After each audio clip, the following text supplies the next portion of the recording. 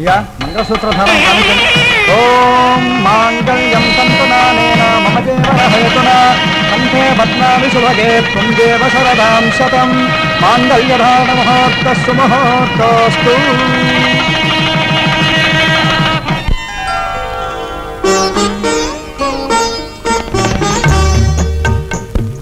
Wonderful, beautiful, ముద్దబంతి పువ్వులా ఉన్నావు.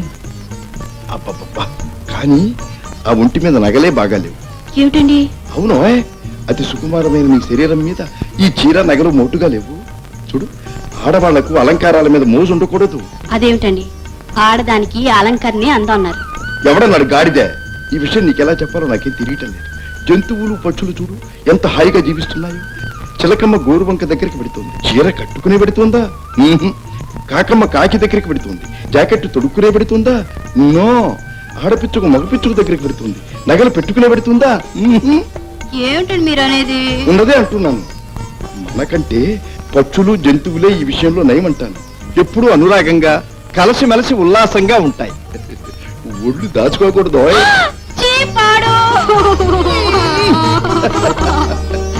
వీడెవరండి సమయానికి కంతలని చూస్తున్నాడు?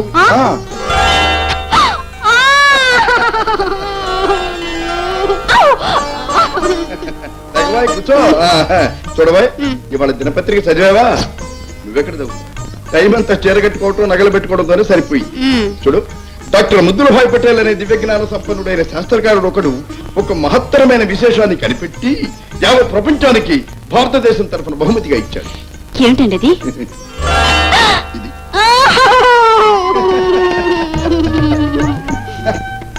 ఏమో, మనం ఎన్నో సినిమాలు చూస్తున్నాం కదా, ఆ 2.5 గంటల్లోనే హీరో హీరోయిన్లు చూసుకుంటారు, కలుసుకుంటారు, ప్రేమించుకుంటారు, పాటలు పాడతారు, పెళ్లి చేసుకుంటారు. ఆ తర్వాత 4-5 వీరులను బట్టి పిల్లల్ని కంటారు, ముసలి వాళ్ళు కూడా అయిపోతారు.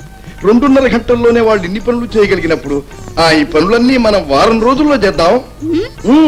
రేపు సాయంత్రం నేను ఇంటికి వచ్చేటప్పటికి నువ్వు వయ్యారంగా గుమ్మంలోకి వచ్చి, ఏమండి నేను తల్లిని కాబోతున్నానని చెప్పాలి. ఎల్లుండి సాయంత్రం గదిలోకి వచ్చేటప్పటికి కిలకిల్లాడుతూ ఎదురుకుండా వచ్చి, ఏమండి అమ్మాయి పుట్టిందండి అని చెప్పాలి.